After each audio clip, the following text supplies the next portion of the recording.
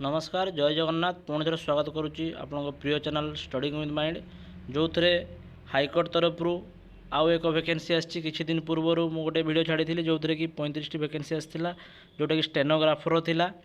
एबे आसी जोटा रही आपणकर असिस्टेंट सेक्शन ऑफिसर रोची यार पदवी संख्या अधिक रही 147 पदवी रही 147 तो केमिति एप्लाय करेंगे कौ डेट रू एप्लाय स्टार्ट होची भल पदवी रही आप डिटेल सिलेबस कौन रही सबू किसी डिटेल्स चलतु जाना एप्लाय करवा फी केते पड़ो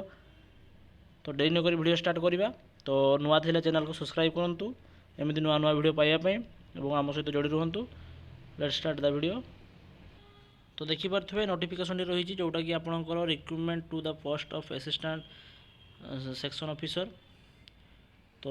ऑनलाइन एप्लिकेशन आपंकर स्टार्ट होगापाई जाऊँगी जोटा कि रही 20/5/2024 रु आरंभ हो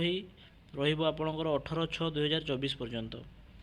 पदवी रही 147 देखिपे देन रहा आप पे स्केल र35,400 टकर आरंभ हो ये चलो हूँ 1,12,400 पर्यंत लेवल 9 अनुसार आप लास्ट तक पाइबे पैसा। तो रहा वैकेंसी एवं देखा आम यूआर रही 70टी से 23टी हूँ महिला मानक एससीबीसी रही 5टी पदवी मात्र और से 2टी रोचे महिला मानक एसटी रही 57टी 19टी रोचे महिला मानक एससी रही 15टी पदवी महिला मानक रही 5टी तो टोटाल होगला आपंकर 147टी पदवी से महिला मानक 49टी रही 49टी ओके। एक्स सर्विसमैन रही आपर 4टी पीडब्ल्यूडी 6टी स्टेनोग्राफर जो रहा सॉरी जो स्पोर्ट्स पर्सन रही गोटे रही ओके। एबे एप्लाय फी केते ता आम देखा एज लिमिट पूर्व देखी नवा आप पीडीएफ टी डाउनलोड करने चाहते ना डिस्क्रिप्शन में टेलीग्राम लिंक थी से डाउनलोड करेंगे प्रोवाइड करदे आम रहा आपंकर मिनिमम 21 वर्ष होता दरकार एवं हूँ मैक्सिमम 32 होता दरकार ओके। एवं डेट कौ डेट अनुसार ना 14/5/2024 अनुसार आपको 21 वर्ष होता दरकार आउ रहा जो किसी एज रिलैक्सेशन रही जो एससी एसटी कैंडिडेट रही समस्त तो ये देखिए एजुकेशनल क्वालिफिकेशन जदि आप कौन भी डिसिप्लिन रे बा सब्जेक्ट रे डिग्री कर बैचलर डिग्री कर तो आप एप्लाय एलिजिबल हो पारे। एप्लिकेशन फी पड़ो आपंकर 65 टंका रहा जोटा कि यूपीआई नेट बैंकिंग बा क्रेडिट कार्ड थ्रू आम कर सिलेबस ऑफ एग्जामिनेशन देखा फास्ट रहा 150 मार्क रो एग्जाम रहा प्रिलिमिनारी एग्जामिनेशन जोटा रोचे 150 मार्क्स रहा 2 आवर ड्यूरेशन रहा तो प्रिलिमिनारी रे सब्जेक्ट जो रोचे आप कौन ये मेंशन हो देखिपे course on the subject of general English general knowledge logic reasoning and quantitative aptitude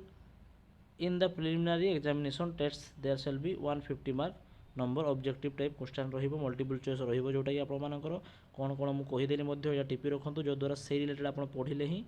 आपनकर एग्जाम क्रैक करबा चांसेस अधिक रहिबो। एटी पूरा देखि परथे ब्लैक बॉल्क लेटर लिखि दिया है there shall be negative mark of 0.5 half mark कटिबो डायरेक्ट 0.5 मतलब कौन दुईटा क्वेश्चन भूल है माने गोटे मार्क आपनकर जीवो ओके। देन रहिला आपनकर जो सब्जेक्ट तार मध्ये डिस्क्राइब रहिला जो मेन रिटन एग्जाम्स फर्स्ट रहिला प्रीलिम सेकेंड फेज आपनकर मेन रिटन एग्जाम हो जोटा कि रहबो 300 मार्क रहबो एग्जाम ड्यूरेशन रहबो 5 आवर इंग्लिश रहिबो आपनकर जोटा कि रहबो एसे रहिबो आपनकर आउ ट्रांसलेशन रहिबो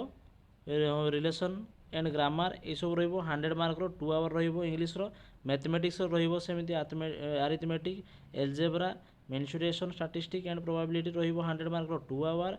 general awareness and test of reasoning रहिबो आपनकर 100 मार्क 1 आवर रहिबो ड्यूरेशन तो ता पई भी कोन सब्जेक्ट रही मेजर ता मध्ये एठी मु डिस्क्राइब कर देली आपण माने देखि पारुथबे। तो यहाँ हूँ रहा आपंकर जो एग्जामटा ये हूँ रहा आपणकर रिटन एग्जाम टी एटा सी फास्ट रही प्रिलिमिनारी एमसीक्यू बेस देन टी स्क्रॉल डाउन कर देखा आम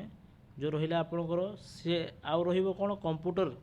एप्लिकेशन टेस्ट जोटा कि 100 मार्क रही मेन एग्जाम बेलू आपंकर 1 आवर ड्यूरेशन रहिबो सेटा सेथिरे थ्योरी रहिबो 50 मार्क स्किल टेस्ट माने टाइपिंग स्किल रहिबो आपनकर 50 मार्क तो 30 मिनिट रो 1 आवर रहिबो आपनकर एग्जाम टी देन देखि परथु ए हिसाब रे आपन माने प्रिपेयर हेबा दरकार पुणी रही डी रे आपण मानको भाइस वर्ष टेस्ट मतलब भाईबा आपनकर पचारिबे किछि इंटरव्यू रहिबो आपनकर 40 मार्क्स रो ओके